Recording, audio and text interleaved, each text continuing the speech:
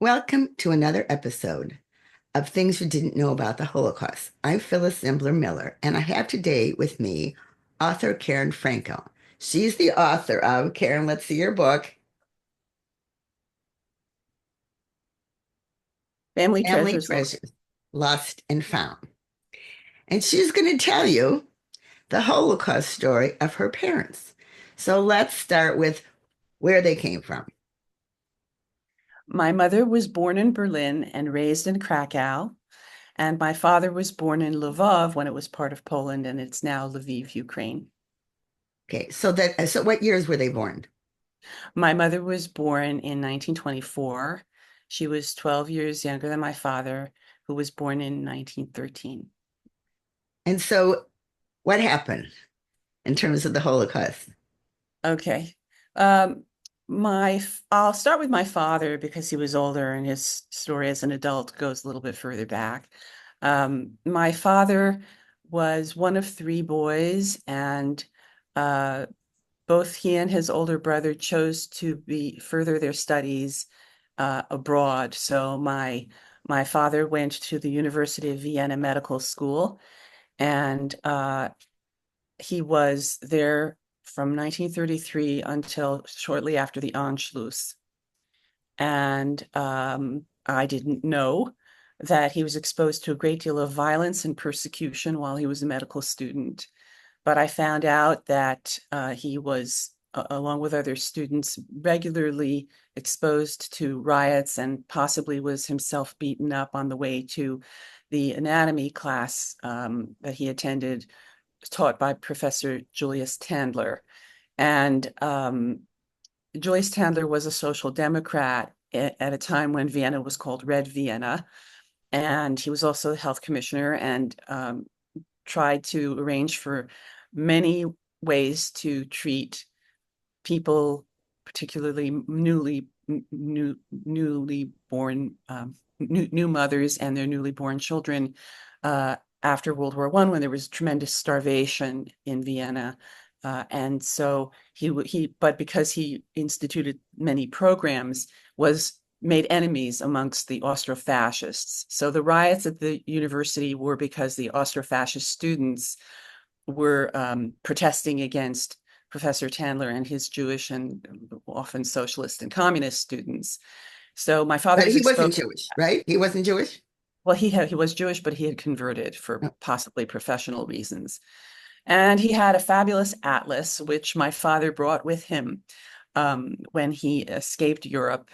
Uh, and I remember the atlas, the three, I think it was a 2 volume, maybe it was a 3 volume atlas in his home office and leafing through it as a child. So But when did, anyway, yeah, I go got a ahead. little ahead of the story. Yes. And so my father, as I said, was exposed to violence before the Anschluss. That violence quieted down once the Austro-fascists came into power with the Civil War in February of 1934, I believe. And then and Chandler Okay, but we just need to was clarify. expelled. Austria is still independent. So she's Yes. talking about the failed coup of 1934 with the Austrian fascists wanted to take over. Okay? Well, actually, they succeeded. These were the Austro-fascists who Yes. succeeded. But they did not want to be taken over by the German fascists. So maybe that's where some of the confusion came in. But anyway, my father was in his final semester in medical school in 1938 in March when the Anschluss occurred and the German army marched in and rolled in. There was a family legend that my father had escaped during the Anschluss in a taxi and taken an oral exam en route to the train station, but in fact that turned out to be false. And he had his oral exams sometime before June, and all of his professors, Jewish professors, had been expelled. So he was examined by Nazi professors who were appointed in his professor's stead. And then he returned in June to Lvov, his hometown. In Um, at, 1938. in 1938. At some point, he met an American tourist whose name was Rose, and uh, because my mother saved documents, I found out her name and I knew where she was staying in Lvov when she was visiting.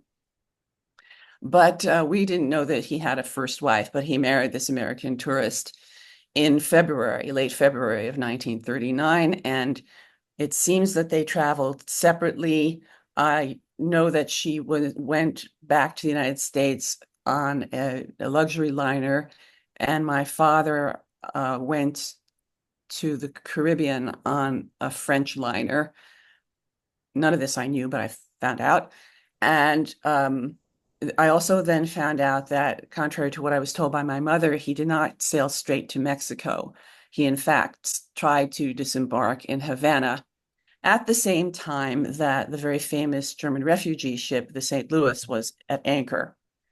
And there was the French ship Flandre, my father's ship, and another one called the Orduna, which was British. All of the Jewish passengers of these refugee ships were not allowed to disembark. My father's first wife was standing on the dock, and this is documented by a feature article I found on a local newspaper that was covering Havana at the time. She was arguing with an immigration officer saying, why can't he disembark? All his papers are in order. And the official said he can't because he's a Jew.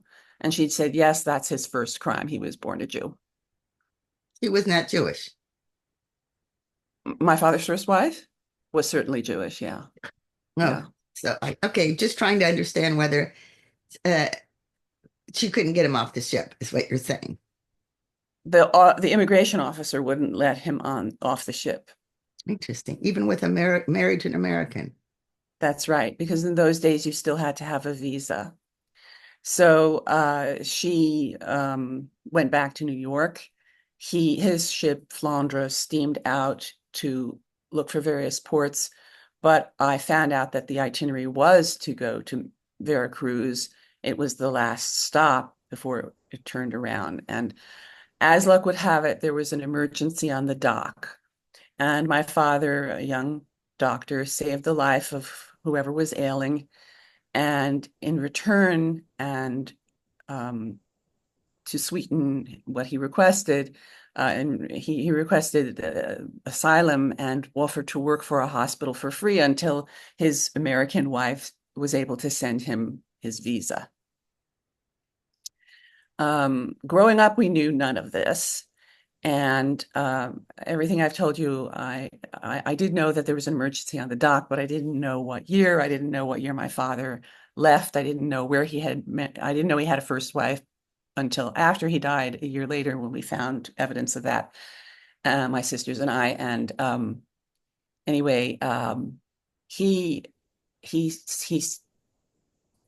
was in Mexico for a half a year and was able to sail up to New York via Cuba once again on a mail ship. And there he found out that his first wife, who lived on the Lower East Side, and was the daughter of the owners of the very famous Ratner's restaurants that people in New Yep. York think of as among the major dairy restaurants, kosher dairy restaurants. She she was a member of that family. And so she lived on the Lower East Side near the restaurants. And he found out very shortly after he arrived that she had a lover who was a gangster. So that was extremely shocking to us when we found that out a year after he died. And it was a secret that my mother, I'm pretty sure, and certainly my father never wanted out. So I investigated Rose. And what's interesting in terms of what people don't know about the Holocaust there is that uh, it seems that there was an awareness on the part of the Jewish community in that neighborhood of the plight of the Jews and particularly Jewish men, who of course were much more easily identifiable as Jews because of their physically, to try to save them. And it's possible that Rose, my father's first wife, was among them. And I say that because I also found out that she had a cousin who married the best man at my father's wedding to her, who was also my father's cousin. So to summarize, two cousins in Lvov married two cousins from New York who were single Jewish women in their late 20s. And that seemed to me not to be a coincidence, possibly. And I was always trying to figure out the motivation of Rose Mm. and my father. Was this a marriage of mutual benefit? Was it partly a mitzvah on her part?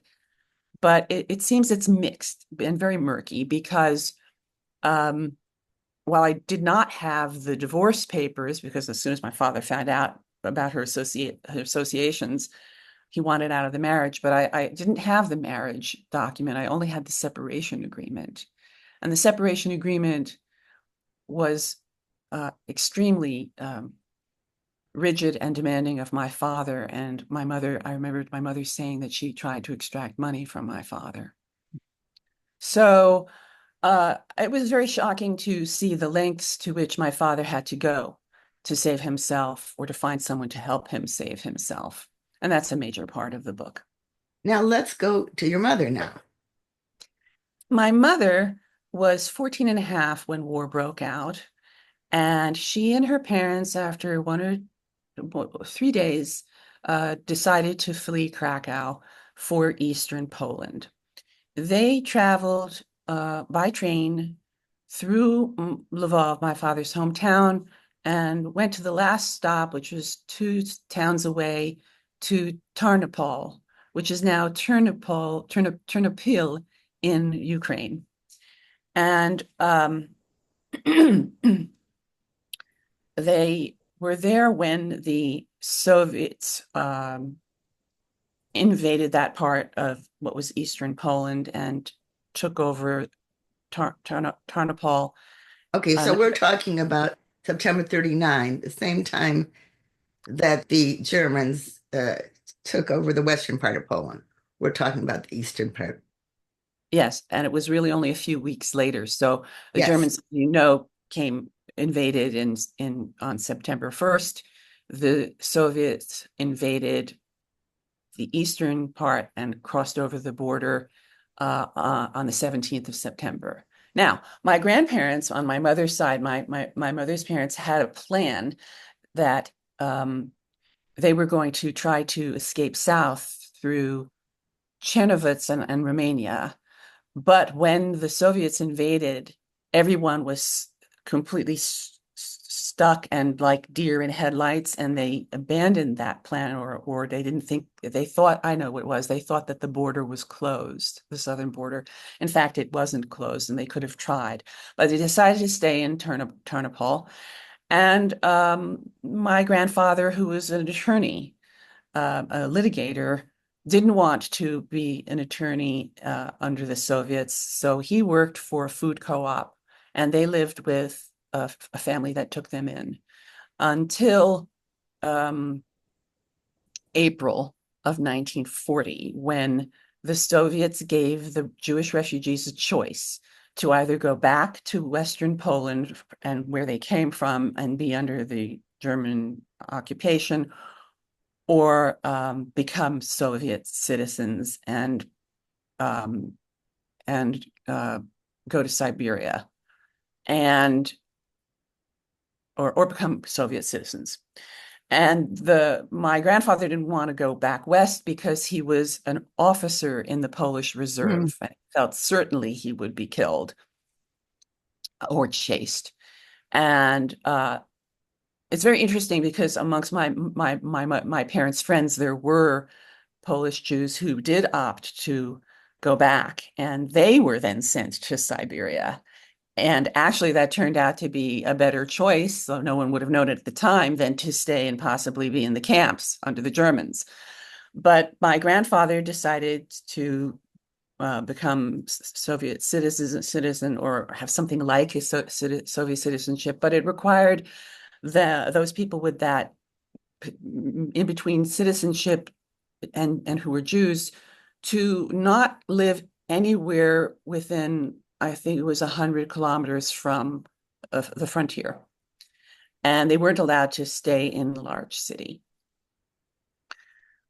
Anyway, there are a lot of details about why they ended up going to Lvov, which are in the book, so I will go over that. But they ended up going to Lvov, and there stayed. My grandparents stayed there throughout. Um, uh, well, there my grandparents stayed, but they when the Germans overtook Lvov in June of 1941, and the announcement for the ghetto was made in the fall, and also when my grandfather learned that young girls were being captured and forced to work in brothels, my grandparents forced my mother to leave them. They said, "You must leave Lvov and go back to Western Poland and stay with your aunt, who was my grandfather's sister." She was a practicing physician in Tarnow, which is a town fairly close to Krakow, about an hour away by train. And my aunt, because she was a doctor, was not yet forced into the Tarnow ghetto because they were still allowing doctors to practice. But in June of 42, they were also forced into the ghetto. And my grandparents arranged for my mother to have false papers, which they sent to her. And somehow she received them in the ghetto. And she just was ready, having heard about the price of poison rising on the black market, to to take the risk of being shot. And she was ready to die. And she walked out of the ghetto. And somehow the guards didn't notice. And she was all of 17 when she made that decision.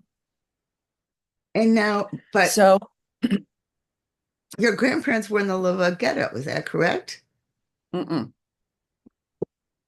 excuse me. My grandparents also had false papers. They stayed on the Aryan side. However, they were found out in July of 1943. And then But what happened? hmm, And then what happened?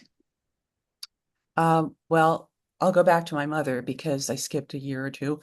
So my mother walked out of the ghetto, and she had a friend who ran the factory in Tarnow, the Tarnow ghetto, and he arranged for a farmer to meet up with my mother, um, and hide her in his wagon. He had a hay wagon. He would deliver hay to this factory. So they met at the train station, and he brought my mother to his farm. And there were his siblings were also there on the farm, and his parents. One of his siblings was a Polish officer in hiding. So, for everybody who doesn't know this, the Germans hunted down all the Polish soldiers and officers and killed them. About 50,000 fled, and many were in France and joined the British. But this officer took an interest in my mother, and he said, even with your false papers, you are too dark. Your skin is too dark. Her hair was very dark. It was black, really. And you will be discovered anyway. And uh, the Germans are short of workers. I suggest that you volunteer to be a slave worker in Germany and go. So it's completely a counterintuitive thing to be advised. But not only did he suggest that, but the first farmer, his brother, escorted my mother to the labor office, once again, risking his life. I mean, the whole family's life was at risk for sheltering my mother until the various Aktionen died down. Escorted her to the labor office. She volunteered, and then she went to Krakow. And when there was a call for workers in southern Germany, known as Bavaria, my mother accepted that assignment because she was hoping to escape to Switzerland through the Bavarian Alps. And that is how my mother landed in several small towns, as a farm worker, and then as a factory worker, posing as a Catholic Pole until Okay. liberated. Until liberation. until liberation. Okay, so now let's go back to your grandparents. So my mother's parents, I know very little about the circumstances. I only know what they chose to tell my mother in three letters that my mother saved. And they, as I said, were in hiding. They were posing as Catholics along with a family friend. And he survived, which is how we know the fragments of what happened. In July of 1943, most of the Jews who had fled to Lvov or were native Lvovians had been murdered. There were probably about 800 remnants, including my other grandfather, who I'll get to in a moment. And um, I guess the money ran out, and my mother's mother, my grandmother Teofila, got a job, and my mother said that she looked more Semitic than my mother did, and she was somehow found out by people on the street who denounced her and to the Gestapo. My grandfather, Isidore, the attorney, and the family friend, Robert Feldman, who was a doctor and who was Czech, both were deported on trains headed to the camps or a camp. But at that time, somehow the trains were not as secure, and there were a lot of people who jumped off of them, and they were among the so-called jumpers. And Robert told my mother that my grandfather jumped off, and Robert then jumped, but he fell and passed out. And when he woke up, there was no trace of my grandfather Isidore. Interesting. Interesting. Okay, so now what about your other grandfather in Lvov? My father's parents um, lived in a very elegant house in the heart of the city. My grandfather was a merchant and he was a serial entrepreneur. And sometimes he was importing textiles from Lodz in Poland. Sometimes he had a shoe store, which my grandmother helped him with, as a cashier and arranging displays. Sometimes he was working in the furniture business and the fur business. I don't know the sequence of any of that, but I know he had a lot of different occupations, and he was respected amongst the merchants, and there was an association that he was president of, and so forth. Anyway, at some point, he figured out that he might need to hide in his attic, and he set it up. And when the Germans came in September of 1941, 2 months after they came, he was arrested. I found the documents, and he was forced to work in a factory or a bakery. And again, I don't know when he made his way back to his house, although it seems like they were thrown out of that house when the Soviets came and they were too bourgeois for that to be there, and they were thrown out. But anyway, he made his way back to the original house and hid in the attic with about 10 other Jews. It was a very tiny crawl space, really, and they had to alternate sleeping and standing.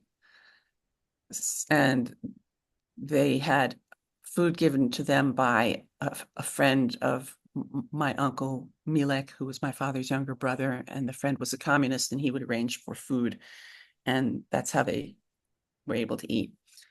Anyway,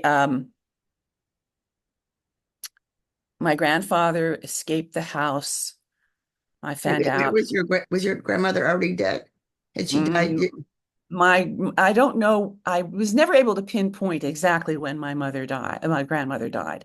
But my grandmother was also pretending to be Polish and Catholic. She was blonde and blue-eyed, and she could pass. And she separated from my grandfather, who had apparently a Yiddish accent in every language that he spoke, and that was dangerous. So they decided to separate. And the daughter-in-law was also blonde and blue-eyed. And my father's younger brother was being forced to work in a coal gasification plant. As he was an engineer, he was the supervisor, and he missed his bride. So one night he came back and he was followed, and didn't know that he was followed. And the next day the Gestapo came for his mother and his bride. And that's when my paternal grandmother took cyanide rather than be taken to the camps. What about her daughter-in-law? And I don't know what her fate was, but we think that she was pregnant and may have decided not to take the cyanide in hopes that maybe her child would at least survive. And I was unable to find anything about what happened to her. I tried everything.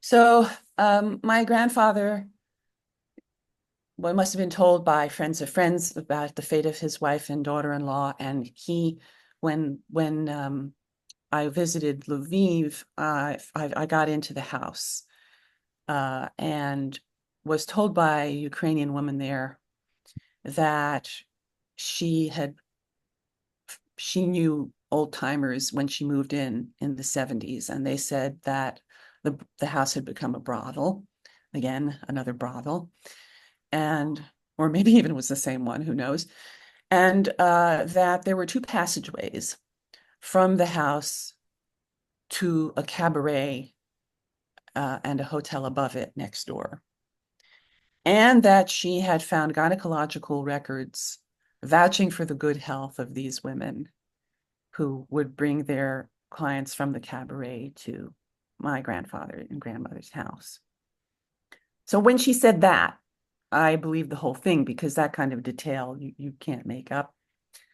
And it seemed to me that was the only way he could have escaped when the Gestapo inevitably came for him and his cohort of Jews in the attic, and that they had to have escaped through those passageways, or at least certainly from the one on the top floor.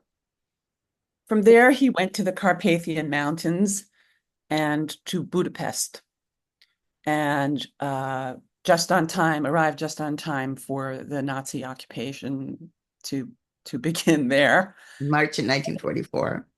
Yeah, and then fled again to the coast of the Black Sea. So he survived. So he survived. He was the sole surviving grandparent. Now, how did your parents meet? Well, for that, I think you have to wait and read the book.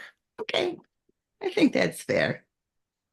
But just so we know where we're leaving him, right now, your father's in New York, having been separated from his first wife. Your mother is working in Bavaria as a slave labor at the end of the war. Do you know when she Uh, was liberated? well, she was working as a slave laborer for 3.5 years, and she was liberated in April of 45 by um, Pennsylvania troops who were Polish and spoke Polish, Oh, Polish Americans. that's, that's a nice little twist. And then her father, no, her parents are gone, but she hasn't met her husband yet, so she doesn't know that her father-in-law is alive. Her future father-in-law. No, she didn't know anything about that until they met in New York. Okay. Um, another amusing in this story of tale of horror, there is an amusing moment because with regard to my two grandfathers, because when I mentioned that my mother's father was working in a Soviet food co-op in Tarnopol, he also got a job in Lvov working for a Soviet co-op before the German occupation. And my father's father, my paternal grandfather, turns out to have been working in the same food co-op in the bakery within it, and they knew one another. Oh, that's fascinating. Yeah, That is fascinating. it was, and I remember my mother telling this story many, many times, and it was very interesting because the two men had such different characters. My grandfather on my mother's side was learned and very straight and legal, and followed his conscience and would not take positions that would enable his family to um, have better more food. I mean, they were starving with his salary as a book bookkeeper for this Soviet food co-op in Tarnopol and again in Lvov. And my mother challenged him all the time. I mean, my mother's teenage rebellion was arguing with her parents about strategies on how to survive and not starve. I mean, she turned 16 when she was in Lvov, and this was her adolescence, her interrupted adolescence. And he said, she said, well, can't you finagle a little bit? Everyone else does, and maybe you could be in cahoots with the manager and get some, you know, extra food on the side. And my grandfather Isidore said, I can't. If I didn't, if I gave that example, what kind of a man would I be? And if I'm found out, we'll all be sent to Siberia. And my grandfather on the other side, who was much more practical, was selling stuff on the black market. But he affirmed what my grandfather Isidore said to my mother. He said, certainly, if I had been found out, I would have been sent to Siberia, and that certainly could have been the end. So what started you on this journey? We have a few more Hmm. minutes left. I take it your parents did not speak about their uh, experiences growing up, or very little. I mean, you knew your parents were Holocaust survivors. My mother did speak about it. My mother also did the Fortunoff Video Archive for Holocaust testimonies at my suggestion. So I was very thankful to her for having done that, but also I felt very guilty because it was hard for her to do it. And I have used that extensively in the book and the film, the documentary. They're tie-ins. So there's uh and she talked to my two sisters and me and told each of us different things, actually, it turns out. So between the three of us and the testimony and her college papers, because my mother was starting to write about this in the late 50s and early 60s, and saved everything. So I had her efforts to begin to cope with her war experience on paper. I was able to piece together pretty coherently what happened, but it was very hard for me to focus on it, so I didn't try for many years. Then I sat down in reporter mode and I transcribed the tape from the archive, um, not realizing that I could get it from them, and and as I said, went through the papers.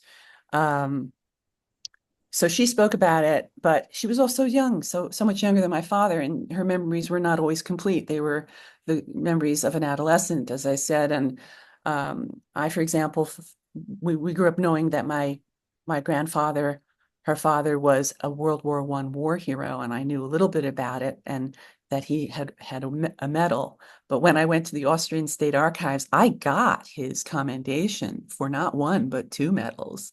And then came the sorrow that I couldn't tell my mother that I had actually found documentation for part of what she had told us, but even more. And I knew what battles he was in and so forth as a I result. take it you mean by the saw that you just felt you couldn't tell her that she'd be too upset. She was already gone. She Oh, was oh, okay. dead. That's So when I was doing this, going on this quest to piece everything together in earnest as of 2014, both my parents had died. My father died in 1970 when I was 15. My mother died in 1997 when I was, already in my 40s, early 40s.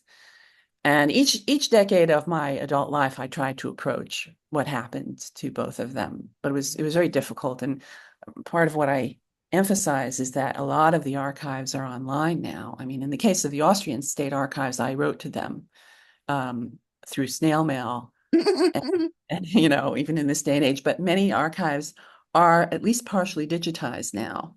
So I did a lot of it just sitting at my desk. I found the house in Lviv through Street View. I mean, I had the address of the house.